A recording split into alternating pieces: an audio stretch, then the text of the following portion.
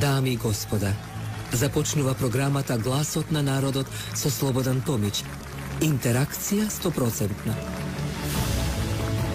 Кажете си се што ви лежи на срцето и тежи на душата. Тука сме да ви помогнеме. Ексклузивни теми, соговорници кои нема да одбегнат со одговори на вашите прашања, коментари или критики. Постоиме за вас. Гласот на народот е клучот на демократијата. Гласот на народот со Слободан Томич во живо. Добро вечер и добро дојдовте во Гласот на народот, почитувани. Денешната тема ја посветив и ја посветувам за и околу најмонструозниот чин, екзекуција на два живота од страна на човек кој себе се представува како голем македонец, патриот.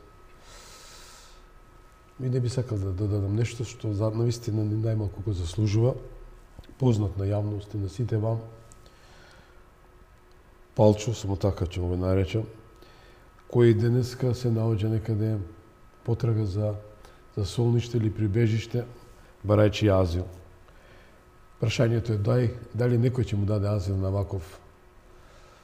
ваков штетник и по природата и по човештвото. Народна забелешка. Меѓутоа станува прашањето колку и како се движи дефинирањето на вистината за случајот. Дали се крие вистината за одвоеното убиство во Бразда? Тоа вечера ќе го третирам со магистерот Ленин Ивановски, криминолог. Во интерес на времето, ќе му посакам добро вечер и добро дојде.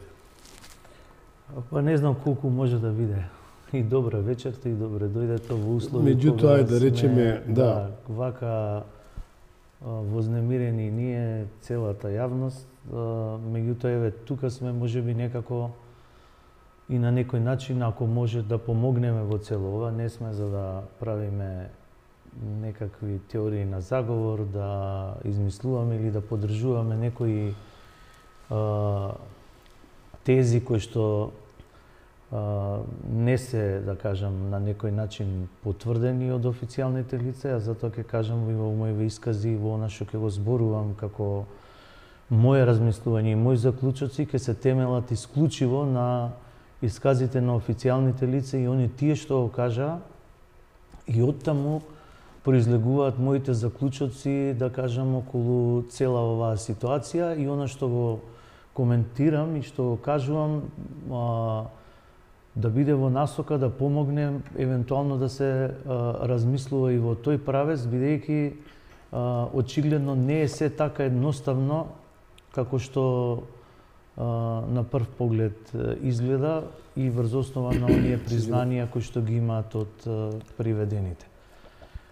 Ако ми дозволи само, Ленин, ја имав таа можност да прочитам еден твој статус на Facebook и му благодарам мојот драг пријател Љупчо кој ми испрати порака во едно време, без разлика. Ти ние новинарите знаеме да и непреспиени ноќи да имаме, посебно во овие ситуации во кои се наоѓаме. И вели Цобе, те молам, прочитај го Фејсбукот на Ален Јовановски. Ме остави без коментар во едни 10 тези, како експерт по криминологија, ти си магистар по криминологија, но ќе ми дозволиш најнапред обвинителот Бубевски да го проследиме како изјава, после со еден мал коментар. Режа, дали можеме да проследиме изјавата околу 2 минути, ве молам, со обвинителот Бубевски? Основното јавно обвинителство, врз основа на известие, вчера доцна во ноќта, за инволвираност на 4 лица во два кривично правни настани во кои што се пронајдени 2 жртви. Ги испита тројца од осомничените во просториите на основното јавно обвинителство со сите стандарди, значи собрани. Во просториите на основното јавно обвинителство тројцата од сите 5 инволвирани за кои што постои основи на сомнение во овој момент дека се извршители на овие кривично-правни действија. Имаме признание за целокупниот ангажман нивен, тек на настанот, кој какви действија презел и кој со што и зошто бил задолжен во текот на сите овие активности преземени од нивна страна. Од сего ово можеше да се дефинира дека истите извршиле две кривични дела: грабнување, кое што кривични дела се поврзани со она што настана малце забуна, користољубието, односно грабнување заради корист што е од имот на природа. Имаат извршено и две кривични дела: убиства, кои што се квалификувани облици на кривични дела заради поврзаноста на едното и другото кривично дело со сторителите, кои што се исти и за првото и за второто кривично дело, тоа добива најтешка можна квалификација од кривичниот законник и се казнува најтешко што може да се изрече како казна во Република Северна Македонија. Да, вели користољубие, ви велите во првата теза, ова убиство нема форми на користољубие. Апсолутно нема никаква форма на користољубие, се работи за грабнување и екзекуција. Нешто што е направено во многу кратко време за да држи тезата дека сакале да изнудат пари или она како што беше кажано дека ќе екзекутирале, па после ќе барале пари, па ги фатило паника и така натаму. Сите тие споменати работи сметам дека не соодветствуваат со чинот кој што е направен. Дури и намерата прва да била она што го кажуваат, не знам, да изнудат пари или било што, да била таква намера. Уцена изнуда. Уцена изнуда, значи самото дело не може да се квалификува како такво, бидејќи нема материјални елементи или докази за такво нешто. Тие никаде не се јавиле, никаде не побарале никаков откуп, никакви пари. И дотолку повеќе што јас не би се потпирал многу на исказите на оние кои што се инволвирани во целиот овој настан, заради тоа што тие луѓе не се професионалци, како што можам да забележам, значи тоа се обични луѓе кои што се вплеткале во нешто во кое што не знам и дали воопшто биле свесни дека ќе заврши до тамо. И нивните искази се темелат на тоа дека екзекуторот, односно организаторот, тоа им го кажа. Значи не е дека они направиле некое дејство со откупот или него тој им кажал, добро, може би кажал, ќе грабнеме некој, ќе побараме пари, а да тоа воопшто немало таква цел. Зошто сметам дека немало таква цел? Бидејќи за многу е краток периодот од моментот на грабнување до моментот на екзекуција.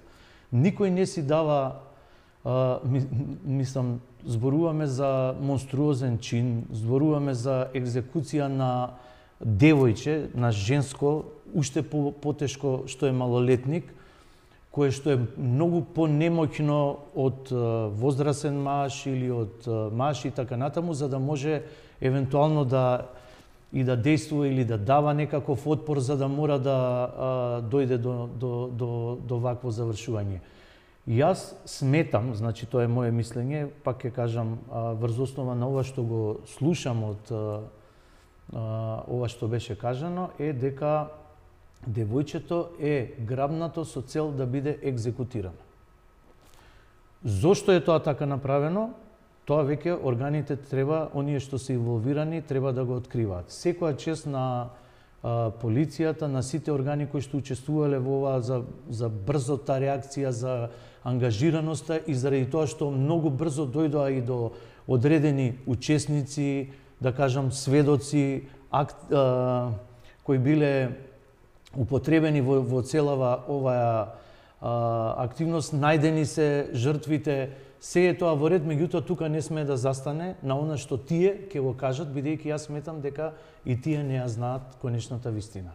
Многу е чудно и нејасно, непрофесионално, како да кажам, исказот дека екзекуцијата се извршила во моментот кога девојчето е однесено на местото на екзекуција и дека човекот кој што го посочува за екзекутор, дека екзекутирал зашто го фатила паника. Као криминолог, како дефинирате ова? Нема момент на паника ако вие свесно грабнувате некое лице, ако носите оружје со кое што имате намера да го ликвидирате, особено што се работи, пак ќе кажам, за жени и за малолетни, која што може да ја екзекутирате или да ја совладате физички или да ја истепате, бидејќи тројца мажи сигурно може да се справат со едно малолетно девојче, да го дисциплинираат ако евентуално нешто дава некаков отпор. А да ги фати паника заради тоа што медиумите кои што до тогаш исто не били информирани, а се спомна дека во јавноста се кренало паника, значи тој момент е можда неспретно кажан или е лошо интерпретиран во даден момент. Значи паника, човек кој што може ладнокрвно да екзекутира малолетно девојче не може да има. Тој во својата неговиот психолошки формат не е таков да него го фаќа паника.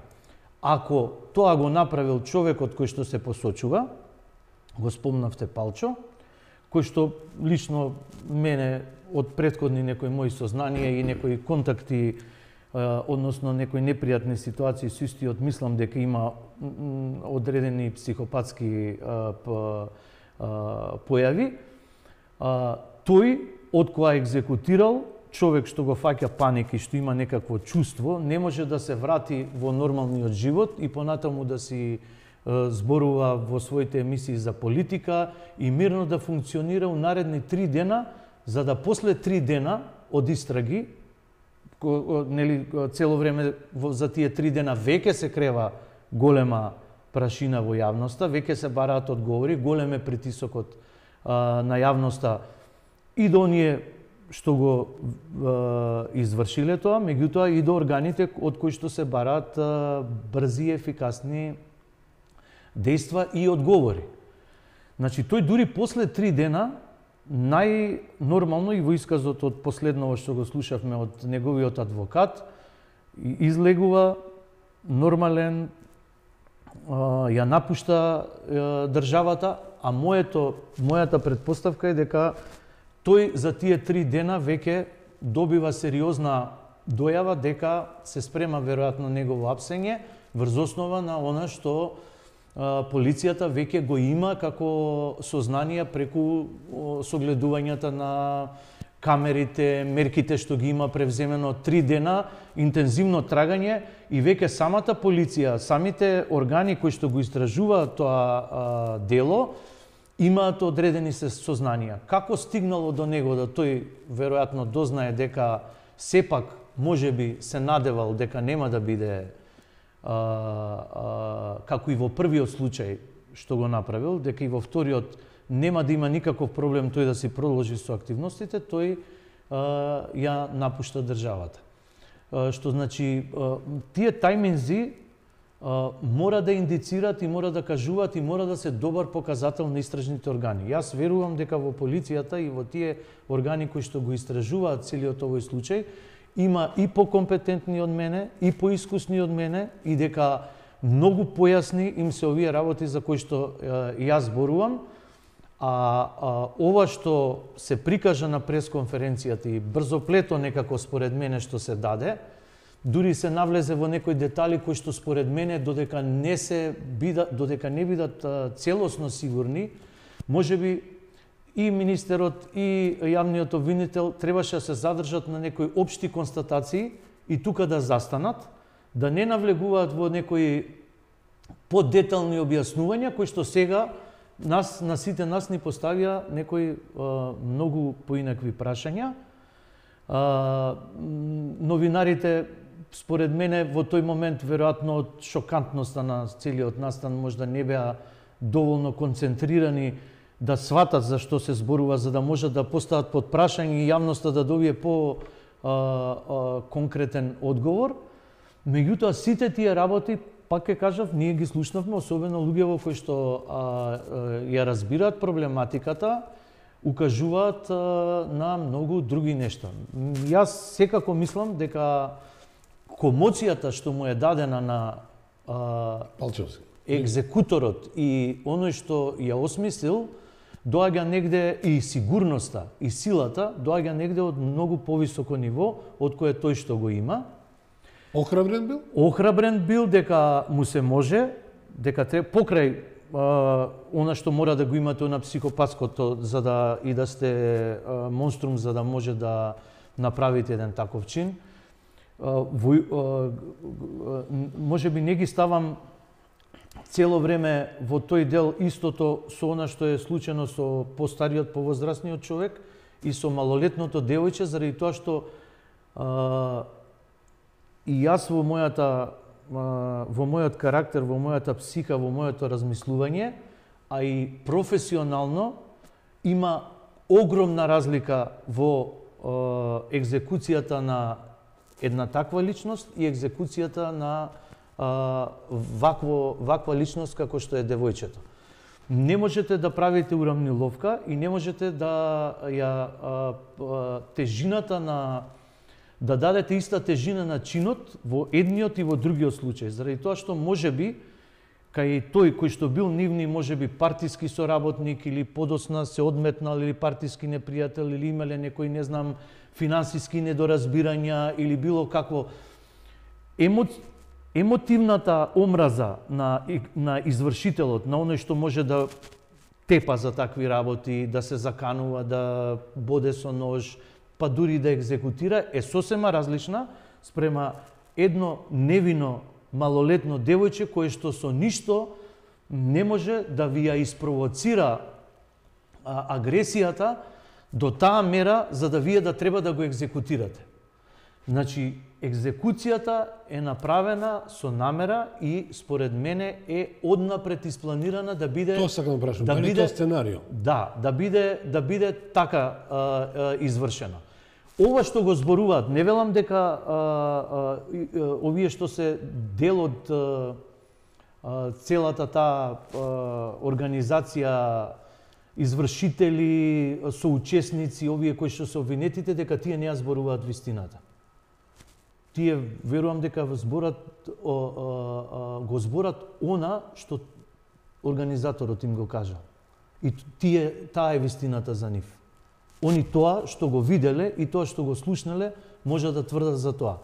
Меѓутоа, што стои во целата позадина и зошто ни се случи ова денеска вака, ќе треба да биде понатамошен предмет на сериозна истрага и да се пронајде мозокот на оваа операција, за да каже што се мотивите, ако сака да ги каже или ако сака да ги признае, односно ако се органите на прогон доволно вешти за тоа да знаат да го извлечат како признание или да ги склопат коцките кои што ги има. Значи, јас реков, јас се воздржувам од сите спекулации, се воздржувам од многу работи кои што беа кажани, а не се потврдени од официјалните органи, се задржувам на она што го анализирам врз основа на податоците кои што ги изнесе министерот и јавниот обвинител, за да добијам некоја логична представа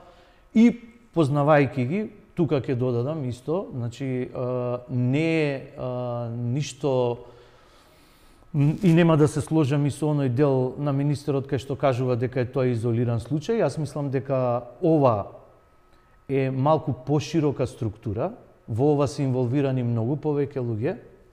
Јас, например, да бев дел од оние кои што работат на овој случај, јас ке ги приведев и Инфомакс, луѓето кои што се таму. Зашто? Јас мислам дека тие во голема мера имаат придонесено до случување на ваквите работи со оглед на нивното непрофесионално однесување и користење на нивниот медиум за некаква пропаганда, за некакво влијание на јавното мислење врз основа на нешто што е нивна измислица, лага, и дека таа конструкција, без разлика дали тие биле свесни со тоа што го прават, меѓутоа производот е ова. Нека ми простат медиумите, меѓутоа не може да дозволат еден ваков медиум да функционира паралелно со нив, ако тој медиум функционира на начин да омаловажува личности, да обезвреднува личности, да прави некои сценарија кои што немаат никаква врска со вистината. Ова најодговорно го тврдам и стојам позади ова, бидејќи јас бев жртва на Инфомакс, кој што влезе непрофесионално и толку далеку да влезе и во моето семејство, да испитува собственоста на моето семејство, што поседуваме, што имаме, колку имаме, како вреди, да објавува лажни податоци во јавноста за некои своји лични интереси, кој што резултира, еве ќе ви кажам конкретно, пак зборам на личен пример, кој што резултира со едно, да го кажам, мало психолошко убиство и на мојата најмала ќерка, која што кога отиде во училиште, другарчињата ја прашале навистина ли татко ти е криминалец и лопов, врз основа на изјавите што ги, односно информациите што ги ширеше Инфомакс во тоа време, без да биде коректен и да ме повика и да ми даде право и јас да се изјаснам по тоа некое одредено прашање. Да ве квалификува дека вие сте правеле нешто и сега видите тоа до каде оди. Што требаше? Јас требаше да идам тамо, да платам за да престанат да зборуваат, за да го остават моето семејство на мира, или ке требаше да се случи да изреагирам некако полошо, па да биде екзекутирана некоја од моите ќерки. Значи, сето ова сакам да кажам, дека е едно сценарио и сите имаат некаква улога во тоа. Можеби не директна, меѓутоа некој морална, некој посредна, некој непосредна. И сите тие кои ќе се испитаат убаво, кои ќе се склопат, ќе треба да се види вистинската смисла. Некој претераа со примената на демократијата. Ја злоупотребија демократијата. Вие правите еден медиум кој што неговото однесување може да донесе далекосежни последици. Власта, односно органите или власта, да ја земам било која, значи не зборам конкретно за вас, заради тоа што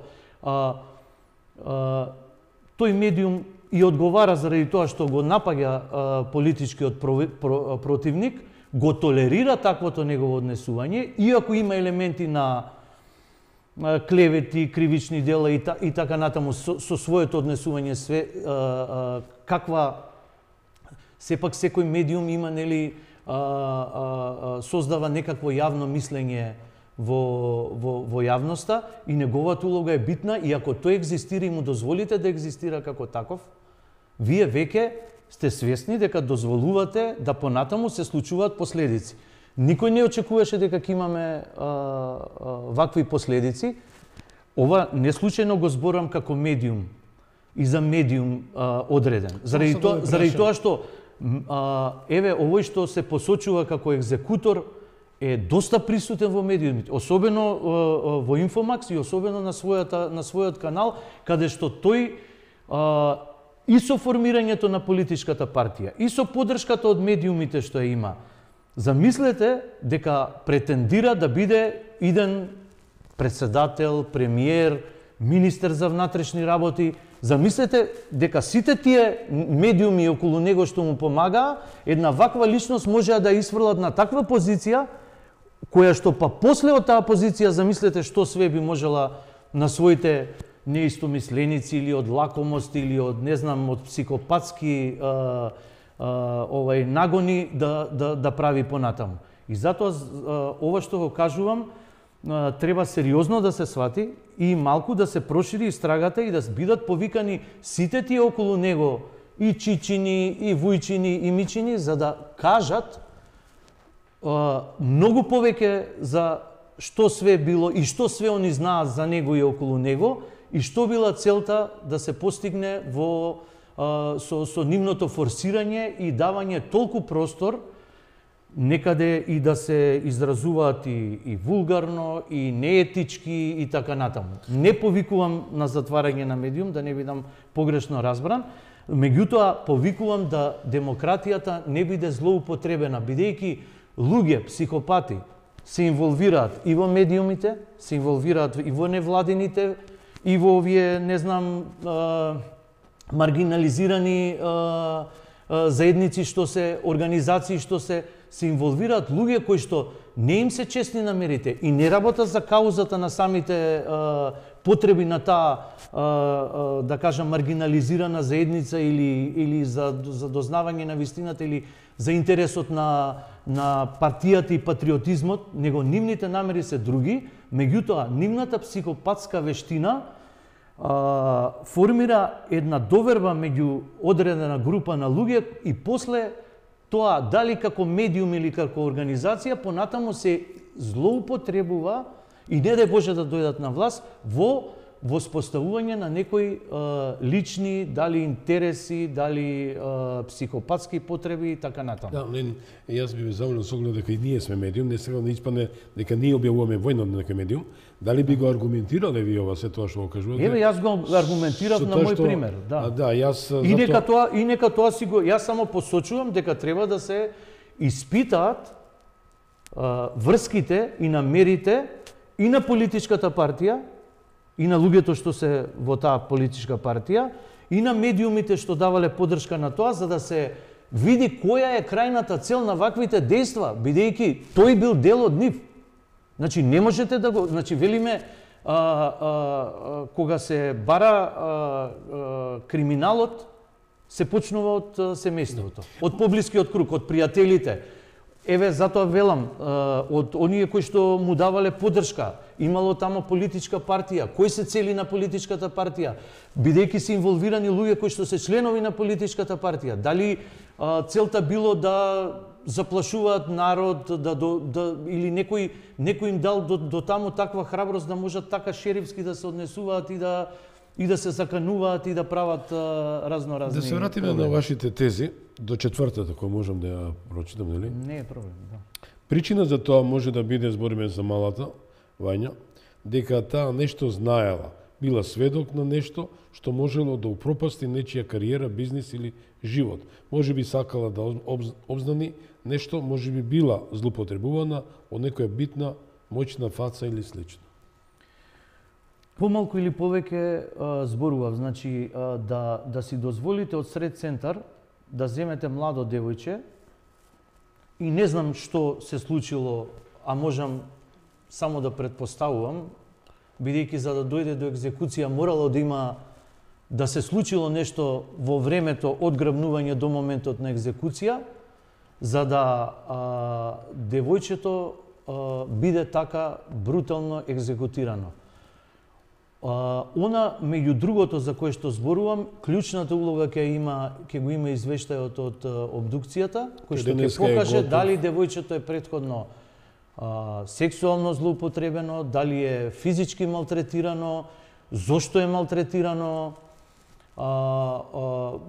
Многу одговори лежат кои што треба органите да ги добијат врз основа на она што ќе го истражат докрај како што треба. Да, не смеат да се задоволат, како што рече обвинителот, ние, нашата приказка е склопена, имаме учесници во делото, тие си признаат, сите нивни признанија се потврдени со она што го констатиравме на терен и материјалните докази, и тоа не е спорно.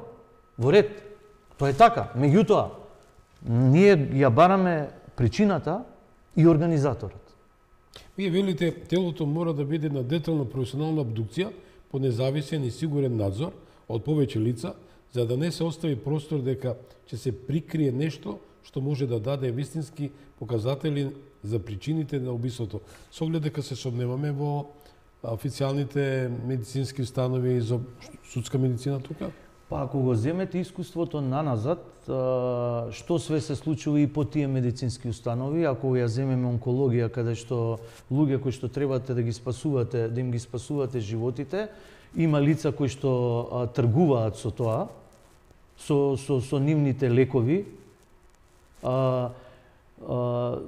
Добро е, пак ќе кажам, дури и да не се сомневаме, добро е за самите институции Авторитетот. Да вклучат повеќе лица за да не остава сомнеш. Значи, еве јас и да не се сомневам, еве јас верувам во тој што ќе ја прави обдукцијата. Можда лично ќе го знам и ќе речам дека тој е професионалец и тоа ќе биде мое лично мислење, како што можеби некој за Палчо мислеа дека е најголемиот патриот и дека е човекот кој што треба да води оваа држава. Меѓутоа, денеска тие сигурно се многу разочарани и дури и не им се верува дека ова се случило. За да не биде така, затоа треба што повеќе компетентни лица да учествуваат во тоа, за тие конзилиумски да констатираат, и предпоставувам дека ќе биде така направено, конзилиумски да констатираат дека се случило тоа и тоа. Многу се други шпекулации, реков нема да се базирам на нив. Било вака направено, било онака направено, треба да се води сметки, да се даде одговор на јавноста дали траумите што евентуално би биле на телото најдени се пред екзекуцијата, се после екзекуцијата, пошто таа секако е претходно измалтретирана и травматизирана со тоа што е киднапирана, па е веројатно фрлена во дупка, како што кажа дека е закопана, може да има нешто и што е момент после екзекуцијата, меѓутоа реков на сите овие прашања мора да одговорат. Јас ќе кажам, например, има примери во светот каде што брутални убиства се случуваат заради одредени и политички цели, и не знам бизнес цели. Јас не верувам и не сакам да верувам дека ова е таков случај. Значи лично кажувам дека не верувам и не сакам да верувам во такво нешто. Меѓутоа тоа е мое мислење како Ленин Јовановски, како човек на кој што сте му дозволиле да говори на оваа тема во вашата емисија. Меѓутоа, органите на прогон не смее ништо да им биде исклучено како можност. Тие мора да ги проверат сите можни опции, ако сакаат да стигнат до вистината. Мора да се сомничави на се. И во она што е да кажам,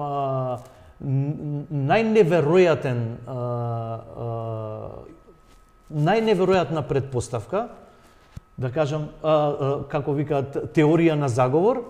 Јас не навлагам во теориите на заговор, кажав, меѓутоа за нив се треба да биде во фокусот на вниманието, за да можат да посоодветно го решат, пошто не знаеме. Никој не се надеваше дека ние ќе доживееме да една личност како Палчо, кој што сите ја знаеме, дека ќе биде спремен да изврши ваква екзекуција на едно младо девојче. Имате еден бомбастичен наслов кој дозволите, веќе го објавивте. Девојчето е киндапирано за да биде екзекутирано, можеби било злоупотребувана од некоја битна моќна фаца. Токму тоа го кажувам. Значи, овој Палчо... Имате сомнение, имате индикации? Имам сомнение, бидејќи овој Палчо, со оглед на неговата историја, каде све политички котирал, што све имал на располагање од службите кои што му ги дале, за да може да објавува и да прави. Значи, он покажува блискост до одредени и пристап до високи структури во државата и пристап до информации кои што се од безбедносен карактер. Ако една таква личност си дозволи, ја ќе кажам дека не е во паника, него најладнокрвно и лежерно да екзекутира малолетно девојче, пак ќе кажам, го изолирам претходниот случај, да екзекутира, тој мора да чувствувал голема сигурност и дека него никој ништо не му може. Дотолку повеќе што после тоа си отишол на својот YouTube канал и си снимал емисии како ништо да не се случило. Мисел веројатно дека тој што го штити ќе го заштити и понатаму и тој ќе продолжи да мешетари со неговите налудничави веројатно идеи, све она што го имал како намера и дека ќе продолжи понатаму, бидејќи ова, ако не се стопирало тука, ќе продолжило и понатаму. И дека ова што го зборев претходно и за медиумите, и за организациите, каде што надлежните органи ќе констатираат дека некој оди надвор од стандардите, надвор од законите, не смее да го толерира. Еве кај доаѓаат тие толеранциите. Не можете вие да толерирате некој заради тоа што е битен како политичка фигура, како бизнес фигура или како медиум, и тамо да не смее да влезе ни една инспекција да преконтролира, за да тој медиум не напише или не каже нешто против вас. Така им ја давате моќта на одредени квази медиуми, кои што таа моќ ќе ја злоупотребат на ваков начин. За тоа зборувам и за тоа сакам да ги отворам очите и на јавноста, меѓутоа и на органите кои што треба да поведат сметка на тоа. Не сме јавноста да верува на секој еден кој што ќе напише нешто на Facebook, не сме јавноста да верува на секој еден кој што ќе отвори медиуми, кој што ќе ги наруши етичките стандарди и правилата на медиумското работење. Кај нас 99% медиумите знаат да се придржуваат на правилата, меѓутоа луѓево како да сакаат многу повеќе да го слушаат тој 1%, на памет зборам за процентите, тој 1% на тие медиуми кои што се сензионалистички и кои што зборат грубо ја напаѓаат власта, дури брутално со навреди, со измислици, без при тоа да побараат мислење и од другата страна и да има тука некоја, како што кажам, да се вратиме повторно на ситуацијата. Значи јас верувам дека верувам во моите врз основа на се она што го слушнав од официјалните органи. Оти насочувате, значи може да биде злоупотребена од нека моćна фаца, да. А од друга ситуација велите ние можеме да знаеме, еве ќе кажеме дека таа може знаела нешто и била сведок на нешто што можело да упропасти нечија кариера, точно бизнес така. или живот, можеби сакала да обзнани нешто, можеби била злоупотребувана нека битна моćна фаца. Што сакам да кажам, да кажете органиве кои што работат на случајот, кои што се криминолози, кои што тој име работа, многу добро знаат што сакам да кажам. И ако се водат од искуства, ако се водат од нешто што веќе некаде се случило и некаде тоа се уште се случува, дека треба и овде да поведа сметка дека иако ние не сме навикнати на такви работи, ние знаете како сакаме. Ние многу сакаме да сме демократи, да сакаме демократија, да сакаме Европска унија, а не сме спремни да живееме со таа демократија. Дека демократијата покрај големите предности што ги има и вредности, има и своји слабости. Тие слабости допринесуваат до тоа да вакви монструми не се јавно линчувани и да се бесат и да се дерат како што повикуваат некои луѓе кои што ја разбирам нивната емоција. Меѓутоа немаш едновремено да бараш демократија, да бараш Европска унија, од друга страна да повикуваш на линч, колку и тоа некој да го заслужил. Бидејќи во демократијата секој има право да се брани и секој има секој може, нели, да направи престап за кој што демократијата во некој случај дозволува и да не одговара. Затоа сакам да кажам, и ако зборуваме за монструми, не смееме ние да си дозволиме да бидеме монструми на монструмите. Зашто нема да бидеме поразлични од нив. Значи, монструмот ќе си одговара онака како што предвидува законот. Тој бара се азил. Второ, вие сте добар пријател со Владимир Владимирович Путин, тоа е општо познато. Се збори дека тој бил блиску со некои руски тајни служби. Дали тоа преднапумпано, не знам.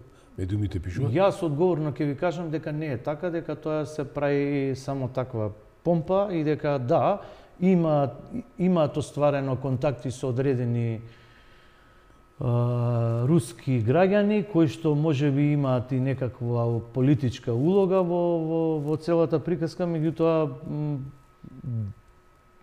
ако треба да кажам, можем и да ви потврдам дека немаат, не допираат нивните контакти во тие сфери како што они сакаат да прикажат тука во Македонија и сакаат да се налепат на таа некаква руска приказна, односно дека имаат некаква поддршка или не знам, се обидуваат на некое руско влијание, кое што повеќе прават штета на Русија како пријателска земја на Македонија, отколку што прават добро. И затоа... Дали би можело Русија да му даде поддршка, азил, имајќи факт дека една православна држава каде што ги почитува Божите заповеди, една од ниве не убивај? Јас ќе ви кажам, познавајќи го Путин, колку е каков е како човек и каков став има кон одредени работи за кои што сум имал прилика да поразговарам.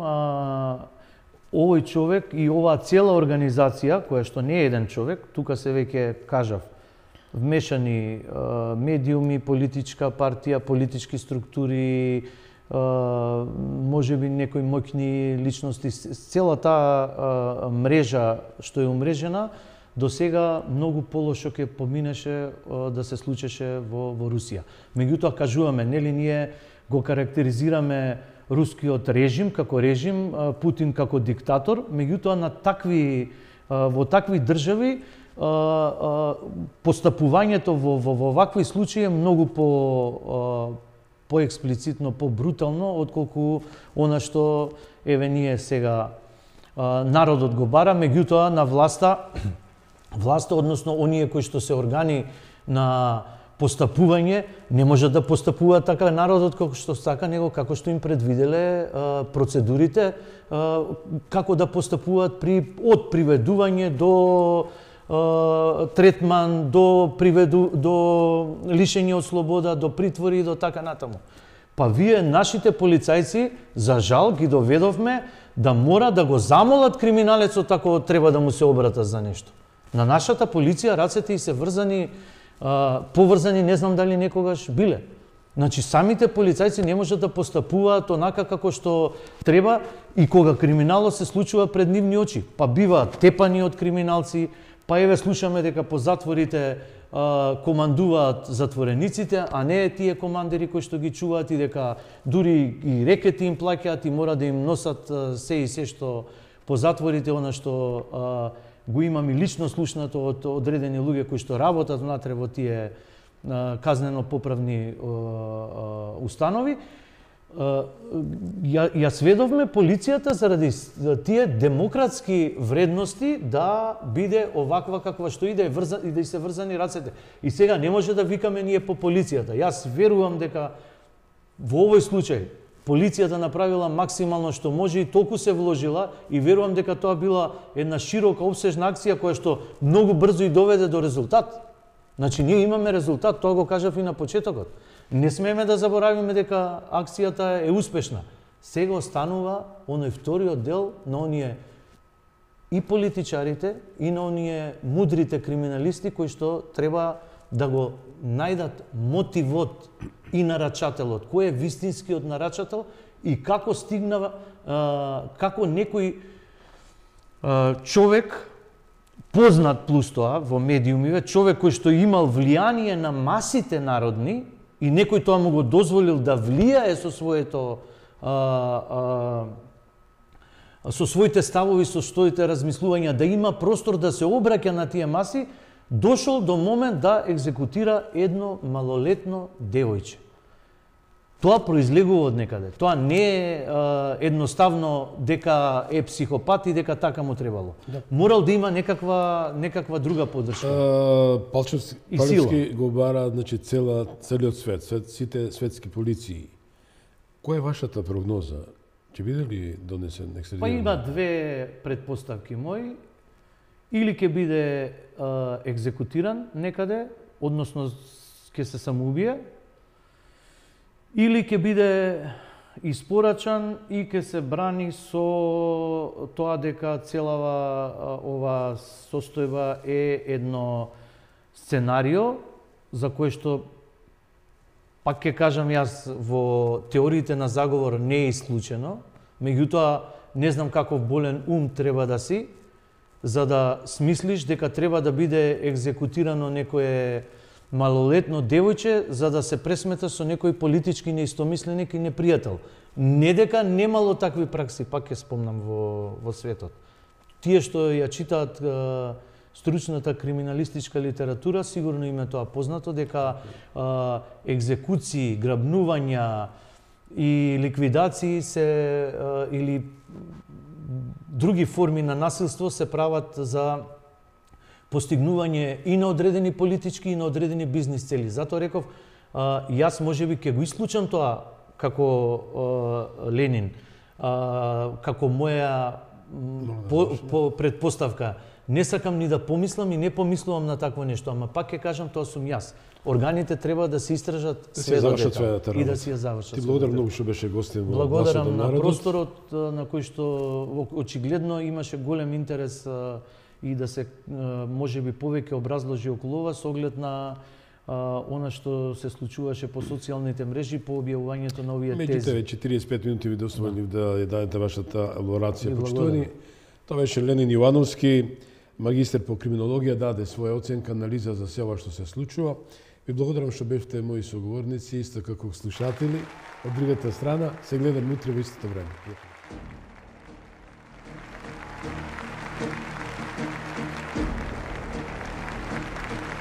Ви благодариме што бевте дел од гласот на народот со Слободан Томич. Ве очекуваме утре во исто време на Вистинска телевизија.